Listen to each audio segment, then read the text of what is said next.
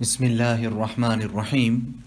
This is the English translation of the Majlis of Hazrat Maulana Qamar Uzzaman Saheb Damat Barakatuhum, which took place on Thursday, the 13th of Safar, 1445, corresponding with the English date, 31st of August, 2023. Hazrat Wala starts off this Majlis by quoting the hadith of Rasulullah sallallahu alaihi wasallam, Ad-Dinu an-Nasiha. Thereafter, Hazrat Wala is saying that the kitab that I have in front of me has important articles and topics which are very beneficial and effective. Allah Ta'ala give us the tawfiq and the hidayat of taking benefit from it. Hazrat Haji Saheb said to Hazrat Tanvi Ashraf Ali, make the tarjuma of this kitab, people will benefit from it. Nevertheless, every day he would then carry out the tarjuma and he would come and read it or show it to Hazrat Haji Saheb. And I tell the ulama this also. This is also one fun and department that a person learns how to transfer ulum and knowledge from one language to another language. Now, there's something else also here for us to understand, that from amongst the other ulama that were there, he chose Hazrat Tanvi to do this year. That's why it is a challenge on its own. It is no easy task. Therefore, I say to the ulama that this year is something which is challenging. Learn this also. In which style, in which way, and how to create ease in it, etc.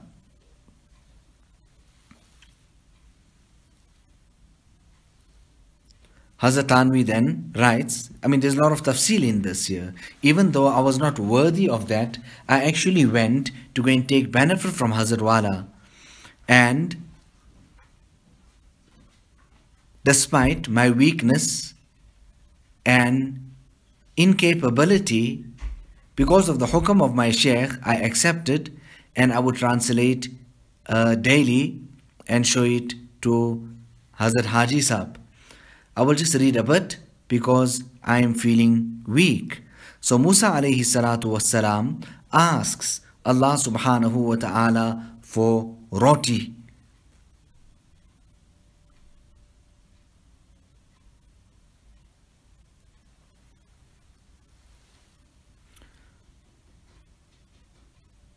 So don't look at what you are asking for.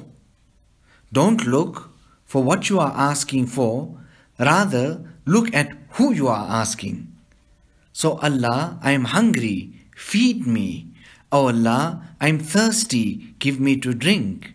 As much and as little and as insignificant as salt. Even that comes in the hadith of Rasulullah sallallahu alaihi wasallam.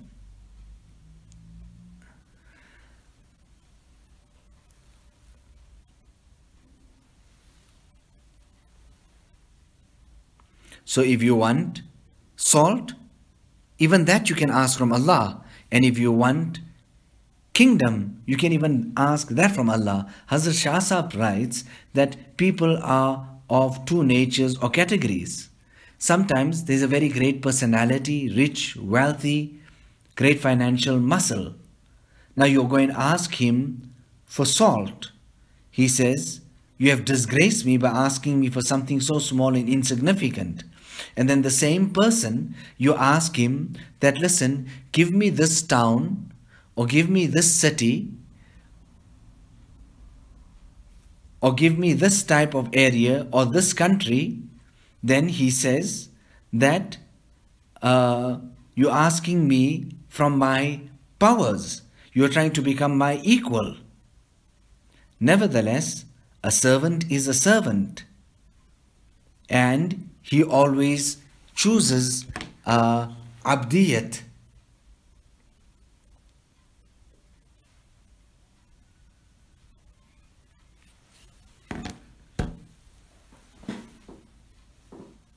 So this abdiyat, being a true slave, bondsman and servant of Allah subhanahu wa ta'ala, is absolutely unique and great. And the expression of this here is found over and over. How a person persists and he begs and he asks Allah over and over again. It is for this reason that Nabi sallallahu alayhi wasallam said that al-ajzu fakhri, that this expression of helplessness and incapability in the court of Allah, that's my pride. And then that was the kayfiyat and his spiritual state. But it became absolutely apparent by his words. What was the condition of his heart? What was his words? Anal ba'isul faqir. I am this poor, destitute person. Al-mustaghith, the one who is seeking help. Al-mu'tarifu bidhambi, the one who is acknowledging his sins. Abtahilu ilayka ibtihal al-mudhnib al-dhalil. I ask you and I beg you the begging and the asking of a disgraced destitute, a disgraced beggar. Just look at the choice of words. But this was the kayfiyat and the hal which was coming on the tongue of Rasulullah sallallahu alaihi wasallam. For up to 1 long month, Hazrat Maulana Shah Wasiullah Saheb made kalam on this particular topic and article. And it is for this reason here that we understand sajda to be the most unique. Nothing greater than that. Because you take afzal a'adha, ashraf a'adha, the most virtuous, the most honorable part of your body, and you place it on arzale ashya, on the lowest of things, on the ground, on the sand, that very same ground that you trample upon, you put your head on that. This is the heights of of the slave of Allah subhanahu wa ta'ala, expressing his helplessness, his humbleness in front of Allah subhanahu wa ta'ala. So we understand that Allah subhanahu wa ta'ala loves this sajda, and the sajda is very unique and a very great amal. Allah ta'ala give us all that tawfiq. In fact, more than ibadat, Hazrat Tanvi used to focus on abdiyat. He used to teach abdiyat. So ibadat is ibadat is something, that amal that we do,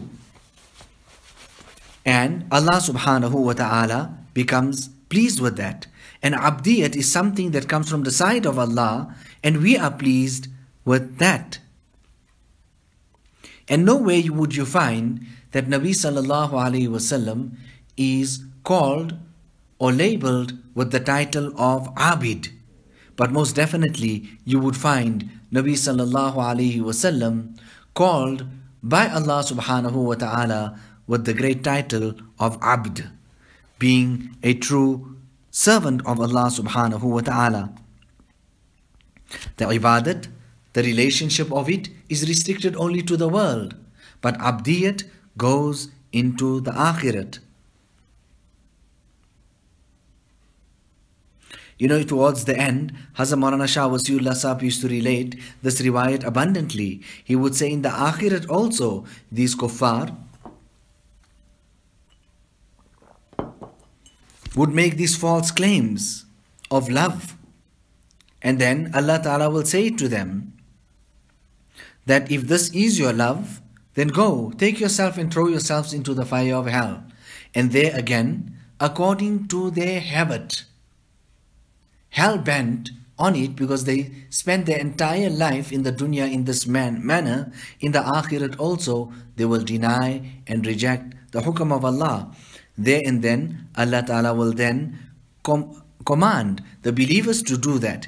Immediately they will take themselves and come to the brink of Jahannam, throw themselves into Jahannam. At that time, Allah subhanahu wa ta'ala will address Jahannam by saying that these are my true servants. Their coming into Jahannam is not for punishment. And then This is not part of the riwayat, but Hazrat Maulana Shah Wasiullah Sahib used to add this on. He would say, then Allah Ta'ala will say to the fire, Ya naru kuni bardan wa salaman ala al-mu'minin ala al-mukhlisin. That, O fire, now you become cool and a source of peace for the believers, for the sincere ones. So abdiyat is a great wealth.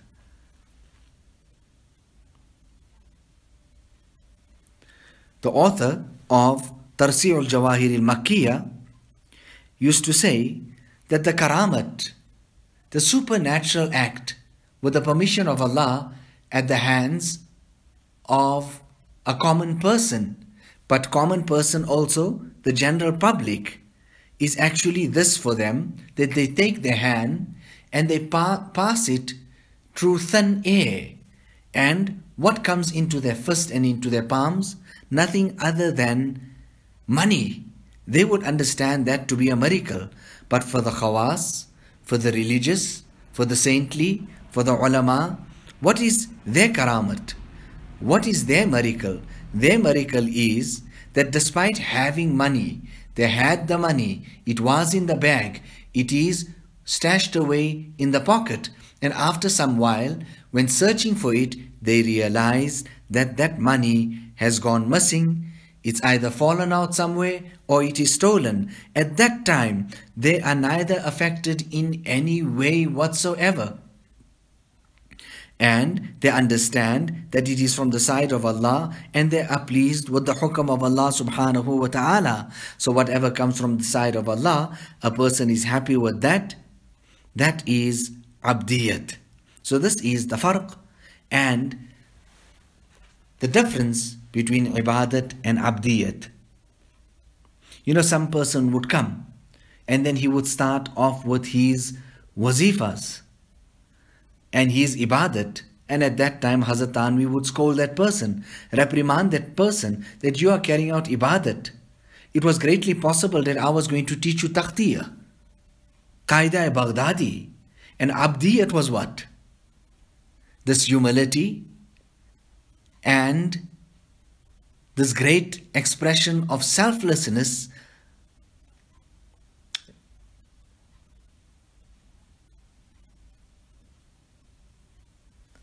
this great expression of helplessness also was this. The demands of it was not that you come here and you start doing what you want to do, but rather you come and ask, I have come here, what should I do? Now what is this wilayat? Wilayat is, after doing everything, is that you understand yourself to be nothing.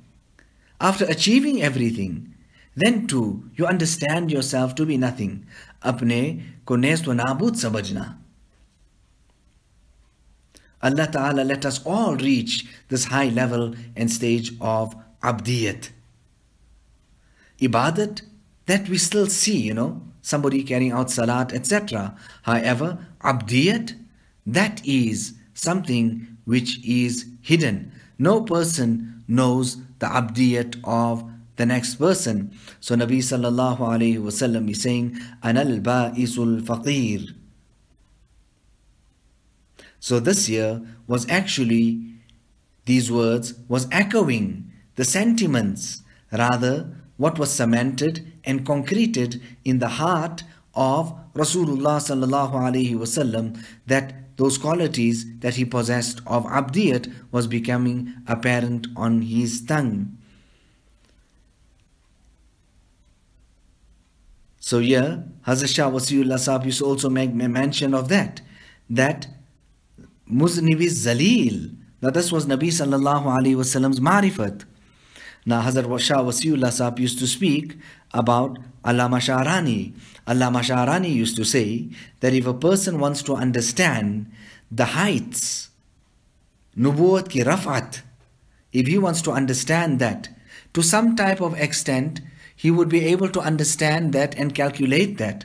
However, if he would want to understand the heights and the limits of the abdiyat of Rasulullah sallallahu alaihi wasallam, possessing this high level of self-effacement annihilation of oneself, total humility, and being a servant of Allah in the true sense, you would never be able to calculate that. His nubuwwat you will be able to calculate, but his abdiyat never. You will never be able to calculate that because it was of such a level beyond what we can even comprehend. Nabi Sallallahu Alaihi Wasallam would enter the house and he would do simple and mean duties in the house. He would even milk the animals. This all was a dalil and a proof of the kayfiyat and the hal which was in the heart. The asal is in the heart.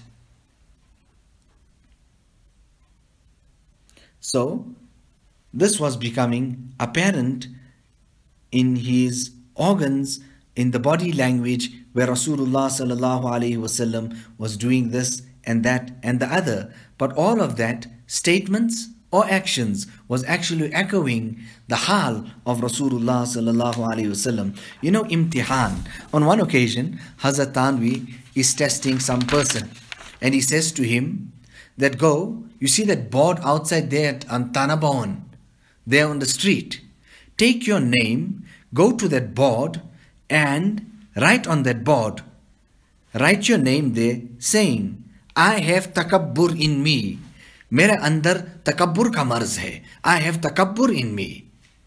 Nevertheless, this person went and he went to go and execute exactly what Hazrat Tanvi wanted him to do. Nevertheless, this relative of Hazrat Tanvi, or near one, Aziz of his, Maulana Shabir, he said, Hazrat, when this person already acknowledged it in his heart, he did not defy, he did not deny, he stood up and he's going there and he's going to write that there, then after all, what is the real need of it other than that now he would be disgracing himself? Nevertheless, Hazrat Tanvi then prevented him from doing that there. But this is how imtihan used to be carried out. This is how they were tested. In different ways. Kuch hona mera zillat aur khari ka sabab hai. For me to be something is actually a means of my disgrace. For me, to be something is actually a means of my grace, my disgrace. Ye hai mera aizaz ke main kuch bhi nahi hu, and my honor is in this, that I am nothing. You know, Hazrat Wala is commenting on this couplet of Hazrat Maulana Muhammad Ahmad Saheb, and he says that if he only had this one couplet, it was enough. So, kuch hona here actually, for me to be something, actually what he is trying to say in this share of his is that a person understands himself to be someone. It's in the mind. Yes, hona, mana nahi. To be someone and to achieve something and to become that, there is no prohibition there. Yes, to keep your gaze on that, there is a prohibition. So to ibadat karna mana nahi hai. To carry out ibadat, there is no mana, and we are not prohibited and stopped from doing that at all. Rather, we are prohibited from keeping our gaze on our ibadat. That you do ibadat and then you got your gaze on that ibadat. I done so much ibadat and I read so much of Quran. So ilm ka hona mana nahi. To have knowledge and ilm, that is not prohibited. However, the rebelliousness that comes with it is something of great concern. Inna lil ilmi tughyanun kama hiya lil mal. With knowledge comes some type of this attitude, pride, arrogance, rebelliousness. Just like how what happens to a person when wealth comes his way. Kama hiya lil mal.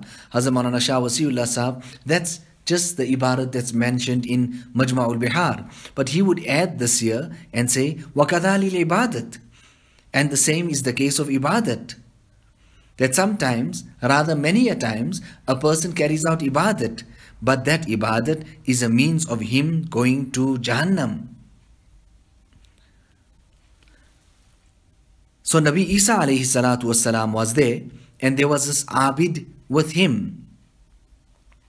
However, there was this sinful person who was also tagging along and looking at them and envying them so much and trying to think, I'm so far away from them and how can't I be like them?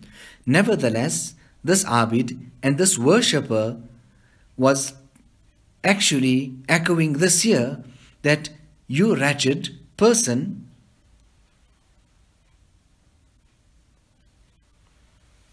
he was trying to say that you don't deserve to be here with us. So what was he actually saying? That I'm a wali. Here's the Nabi and I'm a wali. And more than that, he even went to this extent that where's the comparison between you and us? You are a sinner, and on this side there's a Nabi and I'm a wali. And what was his sentiments and what did he actually say?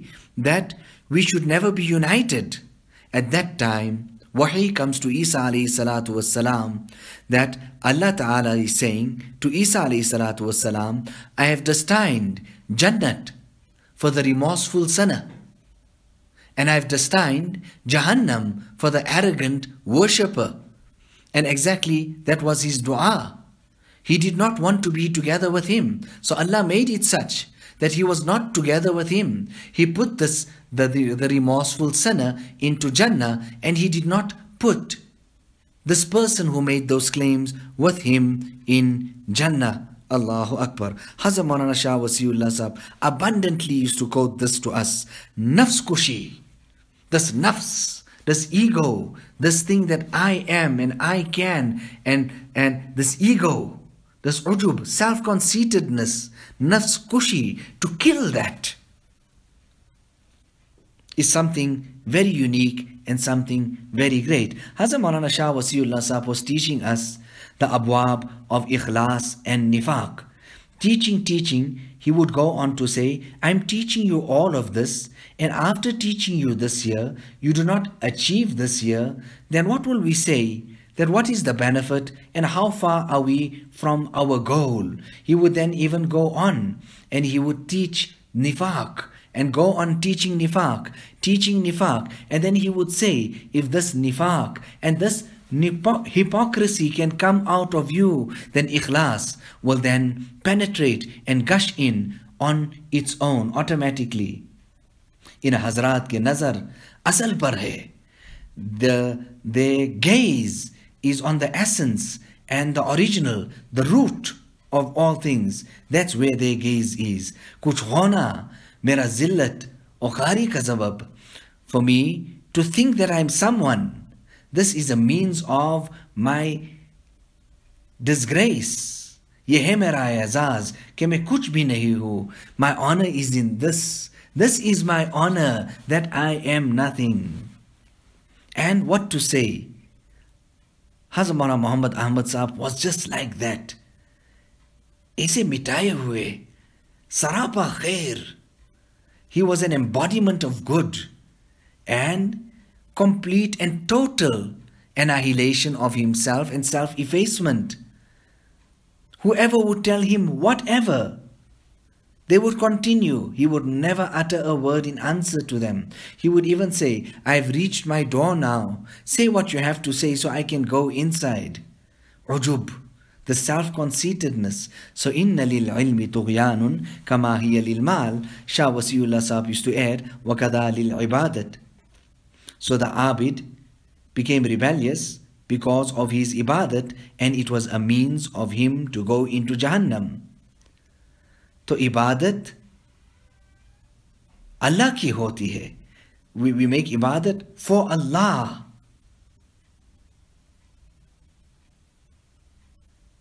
and ask Allah subhanahu wa ta'ala for this. Do it for Allah and become a person of Allah. Allah wale bano. Hazrat Tanvi used to say that I am trying to make people the servants of Allah subhanahu wa ta'ala. I want them actually to be the servants of Allah subhanahu wa ta'ala. You know, Maulana Shaykh Mohammad actually brought this kitab here.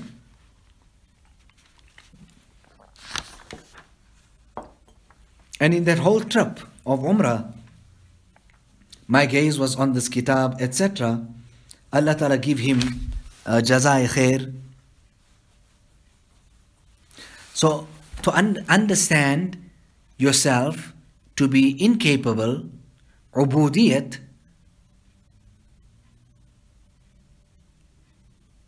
abdiyat, to be a servant of Allah in the true sense, that is something that we should ask and beg of Allah subhanahu wa ta'ala.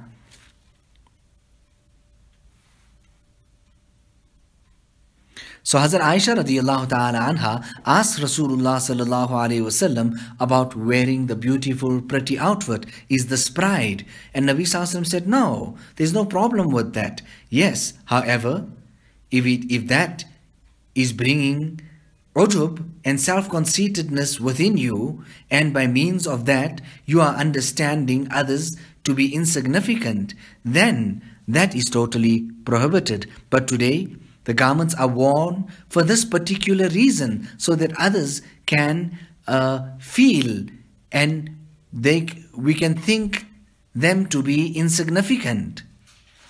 Now, Rasulullah sallallahu alayhi wasallam made dua to Allah subhanahu wa ta'ala, Allahumma inni as'aluka rizqan tayyiba wa ilman nafi'a wa amalan mutaqabbala.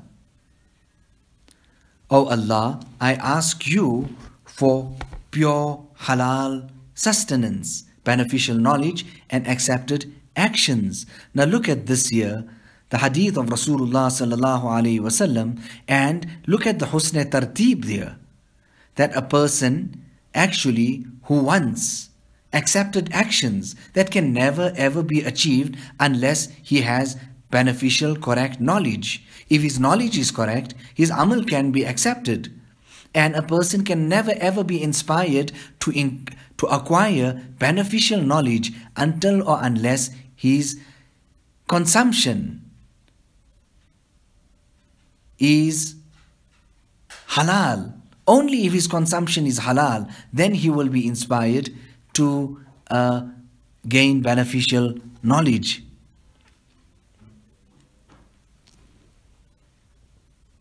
So accepted deeds are restricted and confined to a person having correct knowledge. And correct knowledge is confined and restricted, will only be achieved and granted if a person's intake is halal.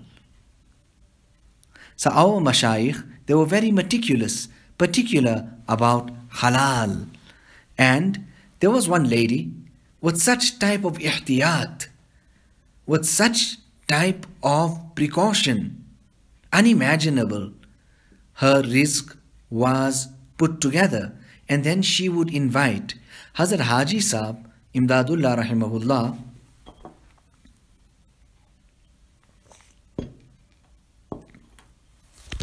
would say that I still perceive and I'm still enjoying the noor of the food that we ate at this woman's place.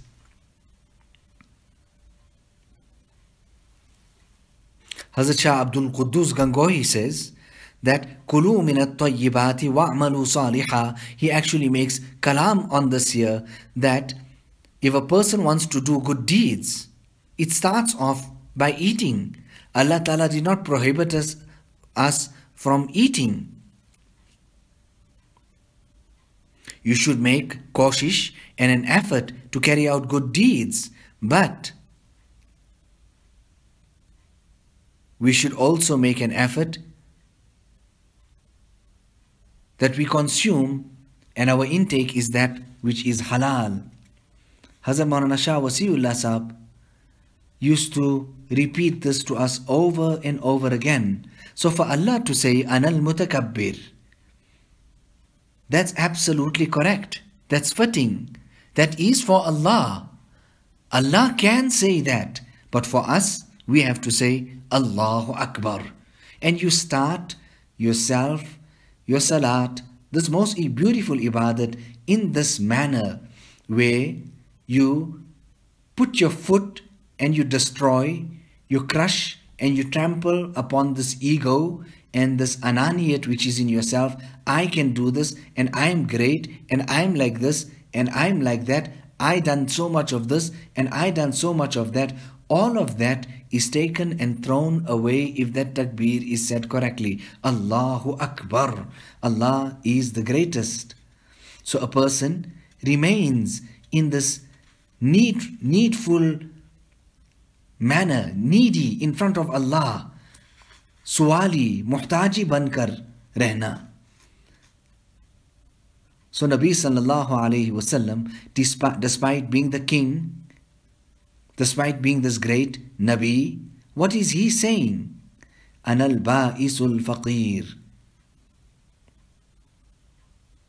He is saying, lowering himself, confessing his sins. So Musa alayhi salatu wasalam helps the daughters of Shu'aib alayhi salatu wasalam, doesn't ask them for anything. He comes, he returns, and he asks Allah for bread. So our tariq here and our path is murattab, it's mumahad, it is in tartib, it is in order, it is calculated, it is all collected, and it is in order, just like how our fiqh is so murattab, it's all put together. We know exactly what is fard, wajib, mustahab, etc. Similarly, our path, the spiritual path to Allah subhanahu wa ta'ala is mumahad, it is murattab. It is greatly possible that this is my last majlis. You people have to do this now. You know, my wife, she supported me so much. She would be on this bed here, and then I would be getting up, and she would be saying from there, why are you getting up? Don't do it. You'll get chakkar, you'll get dizzy and you'll fall and you'll get hurt. Call Abdullah. Now where will I call Abdullah? But Allah reward her because she supported me so much. And then what about my mashayikh? Leave alone all of that. What about my friends? Allah Ta'ala keep us deen par mustaqim or mustadeem rakke. Keep us on the straight path and perpetually on the straight path. Wherever I went, people seemed to be happy. When I went now in the last trip, I went to Kashmir, and that was the place of Ustazul Asatiza. Hazrat Allama Anwar Shah Kashmiri rahimahullah, we went to his gullies, those streets, and even we went to his place.